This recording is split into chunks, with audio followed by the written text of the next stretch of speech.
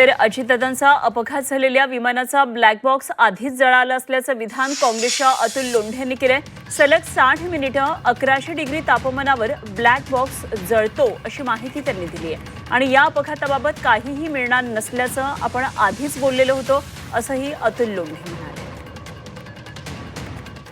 अजितदादांचा ज्या VSRच्या लिअरजेट एअरक्राफ्टने ॲक्सिडेंटमध्ये दुर्दैवी मृत्यू झाला त्याचा ब्लॅक बॉक्स जळालेला आहे।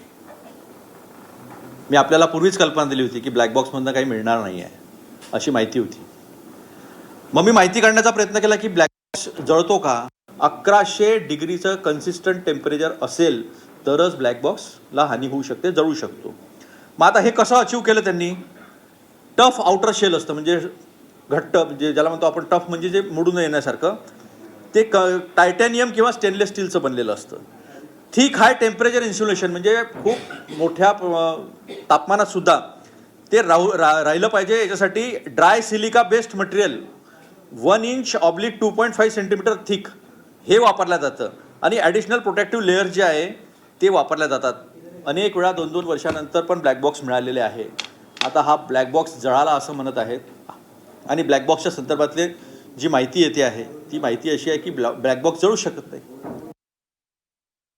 तर अजित पवार यांच्या अपघातासंदर्भात विविध संशय व्यक्त केले जात आहेत आणि या संदर्भात अमोल मिटकरींनी पुन्हा एकदा ट्विट केलेलं आहे आणि अमोल मिटकरी ट्विटमध्ये म्हणतात विमानाचा ब्लॅक बॉक्स हा त्याच्या टेलमध्ये म्हणजे त्याच्या शेपटीमध्ये असतो आणि त्याचं कारणच हे असतं की ज्यावेळी विमानाचा अपघात होतो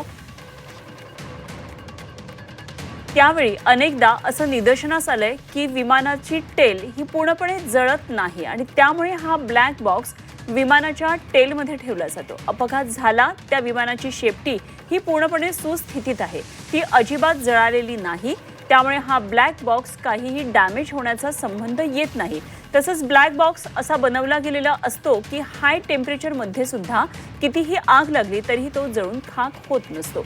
आता हा प्रश्न उपस्थित होतो की अपघात झाला त्या विमानाचा ब्लॅक बॉक्स कसा जळाला आणि #जस्टिस फॉर दादा असं मिटकरींनी हे ट्विट केलेलं आहे।